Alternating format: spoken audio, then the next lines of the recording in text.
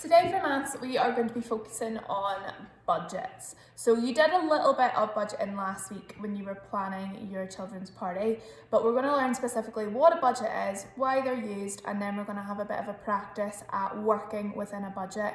And that links in really, really well with all of our money calculations and problems we have been working on over the past couple of weeks again. So it's going to give you a good way to apply all that learning to test you can do it in a new and unfamiliar way.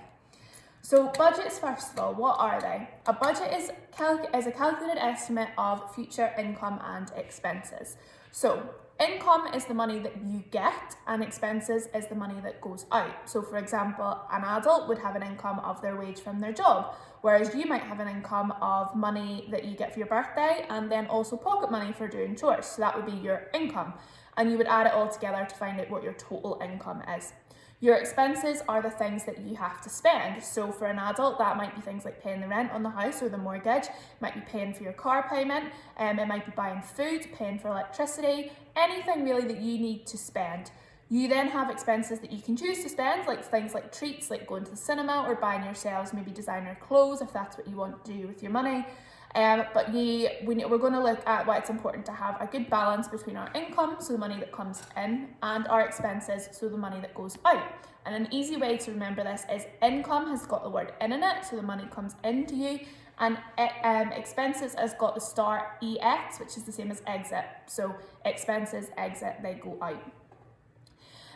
Individuals need to make budgets, so like your parents will have to make budgets, as well as businesses, so they need to know how much money they're making, so they know how much money they can afford to spend on paying their staff or paying rent for the business premises or buying new things to sell.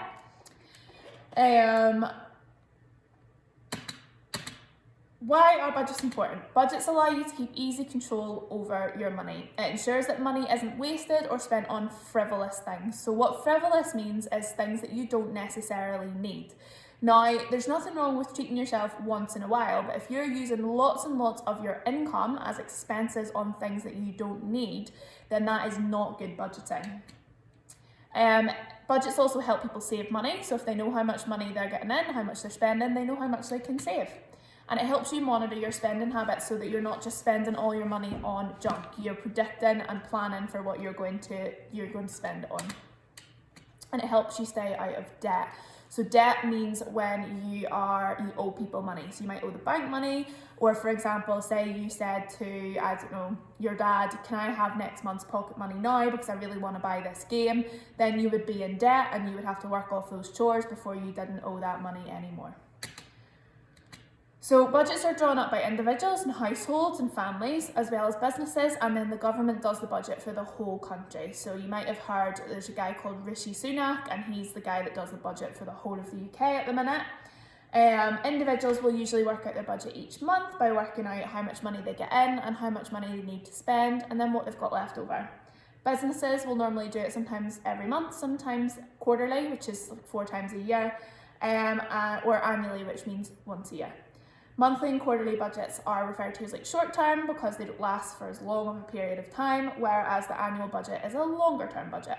So that's part of Mrs. Doherty's job. She gets given a certain amount of money to buy, for example, like jotters, pens, whiteboards, pencils for the school. It's not a lot of money and she has to make that stretch across the whole year. So that's her annual budget for things like stationery and jotters. The ideal budget will leave money left over after all the expenses have been paid, and this is what happens when you balance a budget really well. You always want to have a little bit extra income compared to your expenses because that means you've got a little bit of money just in case you need it for something you weren't planning for. This doesn't always happen though. Sometimes our expenses are more than our income, and that means you end up in debt. So you owe money. You have spent more than you have earned or got.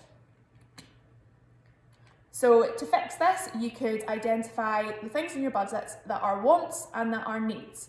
So if we think of things that we need to survive, examples of these are shelter, so that's like paying your mortgage or your rent to stay in your house. You need heat, so that's paying like your heating bills. You need food to eat. You need clothes to keep you warm, especially in the winter, like you need a winter coat. Whereas examples of wants, things that you want, are things that you don't necessarily need. Like for example, a takeaway, you could just get stuff from the shop, it would be cheaper. You don't need designer shoes, you could just get normal shoes. You don't necessarily need to buy the nicest car, you just maybe, if you need a car that works. You might say that I want to take taxis rather than get the bus, but can you afford that? Because that's, you might need to get the bus to get somewhere, but you don't necessarily need to get a taxi, you want to get a taxi. So in order, if we're spending more than we're getting, we can take away some of those wants and replace them with our needs. And then you can also work out cheaper ways of doing things, like I said about getting the bus rather than getting a taxi. You could also do your shopping in a different shop. So for example, if you shopped in Marks and Spencer's, it's got lovely food, but it's quite expensive.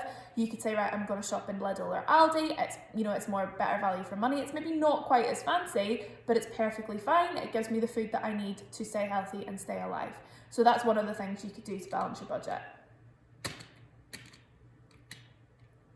Sometimes we're faced with situations where the budget doesn't always balance, and that's why it's always good to try and make sure you've got a little bit of money spare, but sometimes that's a really hard thing to do.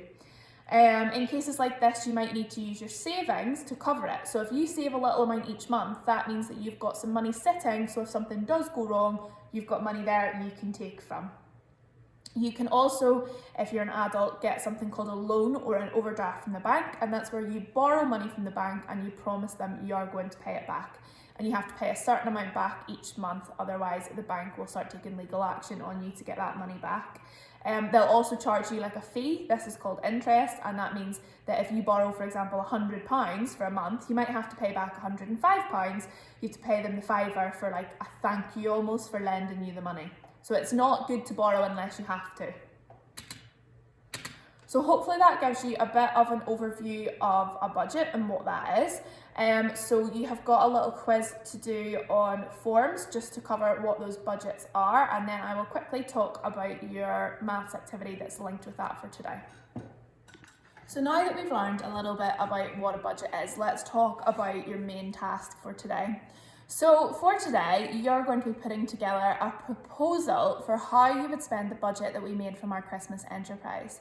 Now, we made, after you took the costs out, the expenditure that you had to pay me back, there's a total of £68, but I'm going to round that up to £70. And you are going to come up with how you would spend that money for a treat for the class.